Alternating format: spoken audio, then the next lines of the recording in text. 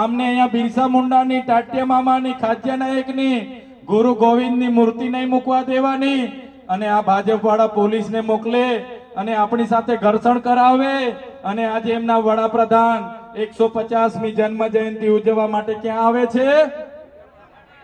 ક્યાં આવે છે? ક્યાં આવે છે? ડેડિયાપાડા આવે છે. ડેડિયાપાડા કે નર્મદા જિલ્લામાં એક પણ પ્રતિમા ભાજપના નેતાઓ કે સરકારી ખર્ચી બનેલી નથી. ડેડિયાપાડામાં વડાપ્રધાન શ્રી જે પ્રતિમાને ફુલાર કરવાના છે એ પ્રતિમા ચૈતર વસાવાની આગેવાનીમાં સ્થાપિત થયેલી છે.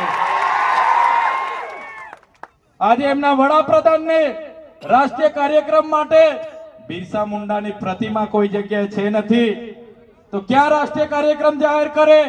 એમ કરીને ચૈતર વસાવાની વિચારધારાને તોડવા માટે આ ભાજપના નેતાઓ એમને ડેડિયાપાડા લાવી રહ્યા છે. હવે ડેડિયાપાડા તો લાવવાનું નક્કી થઈ ગયું. હવે લોકો ક્યાંથી લાવવાના? ડેડિયાપાડાના લોકો તો બધા ચૈતર વસાવા સાથે છે. ત્યારે આ લોકોએ કાંઈક રચી નાખી અને નક્કી કર્યું.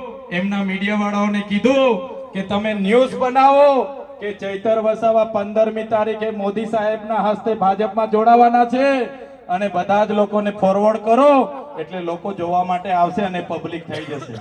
ચાલે છે કે નથી ચાલતું? ચાલે છે કે નથી ચાલતું? ત્યારે કેટલાક નેતાઓ પણ કીધું 15 તારીખે તમે આવી જાઓ, જોડાઈ જાઓ.